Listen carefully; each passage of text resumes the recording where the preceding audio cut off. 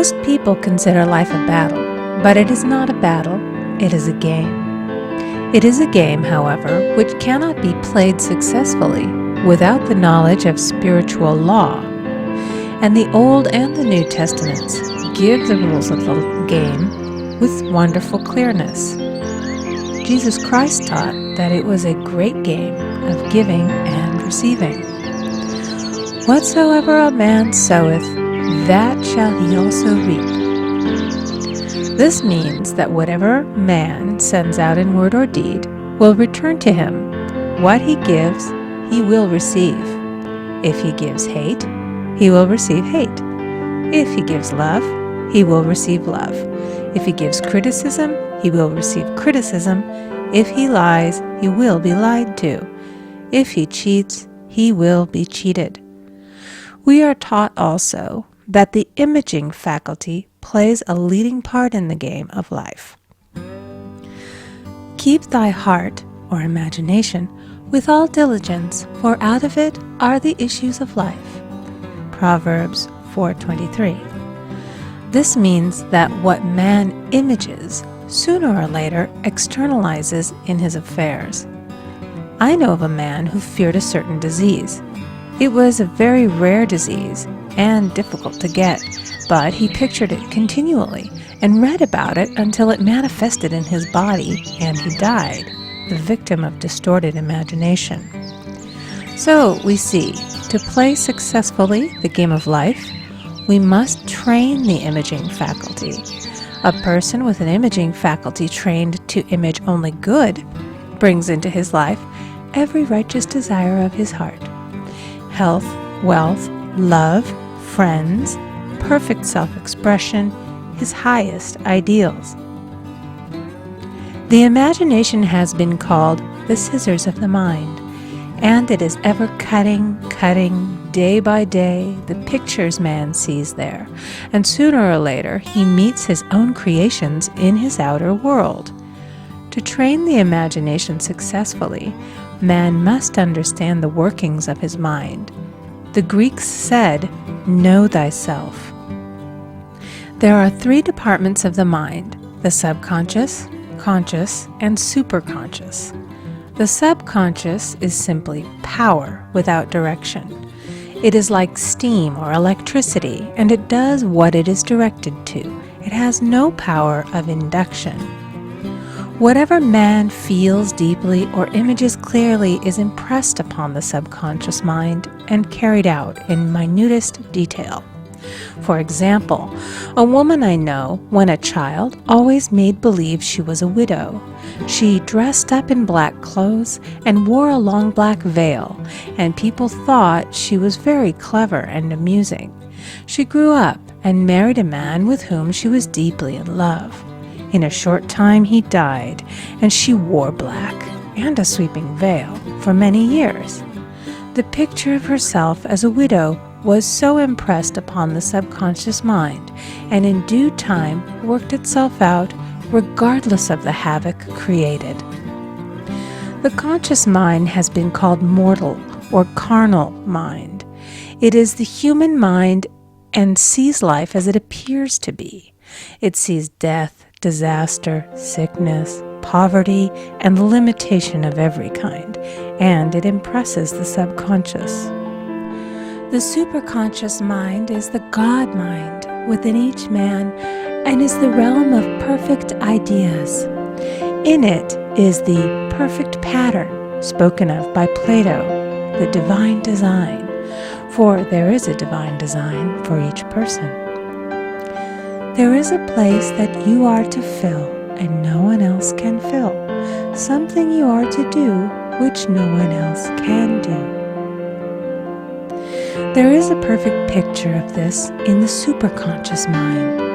It usually flashes across the conscious as an unattainable ideal, something too good to be true. In reality, it is man's true destiny or destination flashed to him from the infinite intelligence which is within himself. Many people, however, are in ignorance of their true destinies and are striving for things and situations which do not belong to them and would only bring failure and dissatisfaction if attained. For example, a woman came to me and asked me to speak the word that she would marry a certain man with whom she was very much in love. She called him A.B. I replied that this would be a violation of spiritual law, but that I would speak the word for the right man, the divine selection, the man who belonged to her by divine right. I added, if A.B. is the right man, you can't lose him, and if he isn't, you will receive his equivalent. She saw A.B. frequently, but no headway was made in their friendship.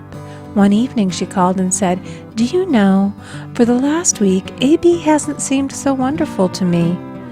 I replied, "Maybe he is not the divine selection. Another man may be the right one."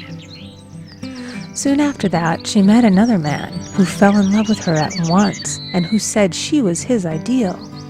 In fact, he said all the things that she had always wished A.B. would say to her. She remarked, "It was quite uncanny." She soon returned to his love and lost all interest in A.B. This shows the law of substitution. A right idea was substituted for a wrong one. Therefore, there was no loss or sacrifice involved. Jesus Christ said, "Seek ye first the kingdom of God and his righteousness, and all these things shall be added unto you." And he said the kingdom was within man. The kingdom is the realm of right ideas, or the divine pattern. Jesus Christ taught that man's words played a leading part in the game of life. By your words ye are justified, and by your words ye are condemned. Many people have brought disaster into their lives through idle words. For example, a woman once asked me why her life was now one of poverty, of limitation. Formerly, she had a home, was surrounded by beautiful things, and had plenty of money. We found she had often tired of the management of her home and had said repeatedly, "I'm sick and tired of things. I wish I lived in a trunk." And she added, "Today, I am living in that trunk." She had spoken herself into a trunk. The subconscious mind has no sense of humor, and people often joke themselves into unhappy experiences. For example, a woman who had a great deal of money joked continually about getting ready for the poorhouse. In a few years, she was almost destitute, having impressed the subconscious mind with a picture of lack and limitation. Fortunately, the law works both ways, and a situation of lack may be changed to one of plenty. For example, a woman came to me one hot summer's day for a treatment for prosperity. She was worn out, dejected, and discouraged. She said she possessed just $8 in the world. I said, "Good, we'll bless the $8 and multiply them as Jesus Christ multiplied the loaves and the fishes." For he taught that every man had the power to bless and to multiply, to heal and to prosper. She said, "What shall I do next?" I replied, "Follow intuition. Have you a hunch to do anything or to go anywhere?" Intuition means intuition, or to be taught from within. It is man's unerring guide, and I will deal more fully with its laws in a following chapter. The woman replied, "I don't know. I seem to have a hunch to go home. I've just enough money for car fare."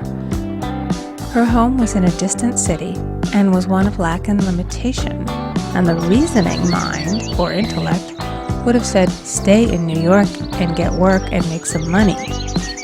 I replied, "Then go home. Never violate a hunch." I spoke the following words for her.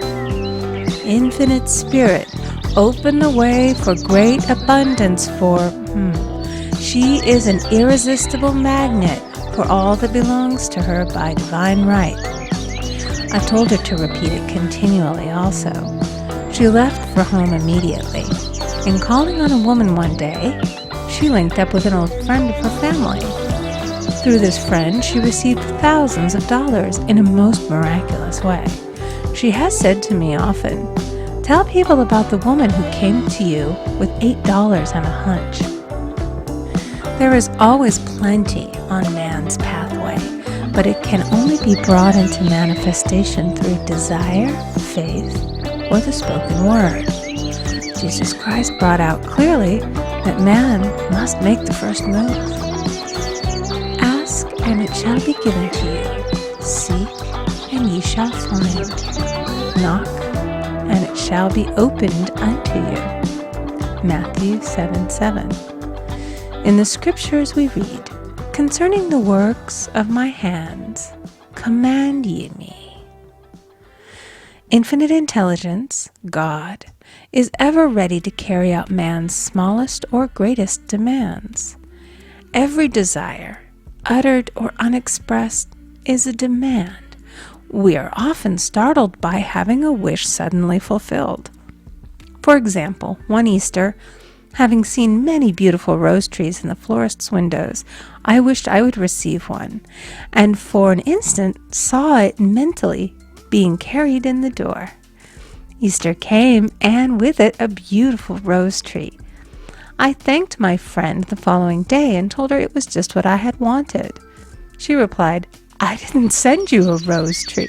I sent you lilies."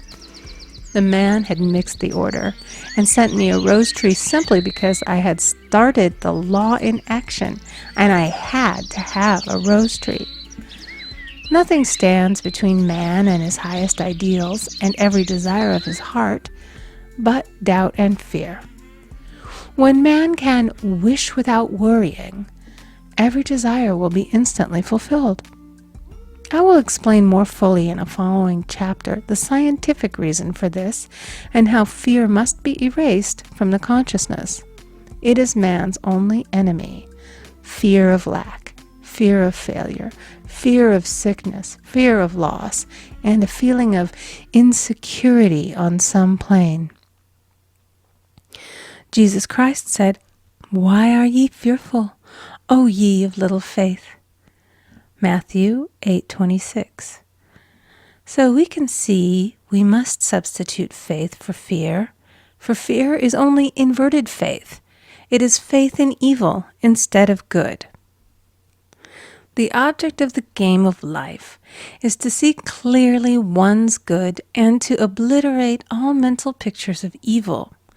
This must be done by impressing the subconscious mind with a realization of good. A very brilliant man who has attained great success told me he had suddenly erased all fear from his consciousness by reading a sign which hung in a room. He saw printed in large letters this statement: "Why worry? It will probably never happen." These words were stamped indelibly upon his subconscious mind, and he now has a firm conviction that only good could come into his life, and therefore only good can manifest. In the following chapter, I will deal with the different methods of impressing the subconscious mind. It is man's faithful servant, but one must be careful to give it the right orders. Man has ever a silent listener at his side, his subconscious mind. Every thought, every word is impressed upon it and carried out in amazing detail. It is like a singer making a record on the sensitive disc of the phonographic plate. Every note and tone of the singer's voice is registered. If he coughs or hesitates, it is registered also. So let us break all the old bad records in the subconscious mind, the records of our lives which we do not wish to keep, and make new and beautiful ones. Speak these words aloud with power and conviction. I now smash and demolish by my spoken word every untrue record in my subconscious mind. They shall return to the dust heap of their native nothingness, for they came from my own vain imaginings. I now make my perfect records through the Christ within, the records of health, wealth, love, and perfect self-expression. This is the square of life, the game completed.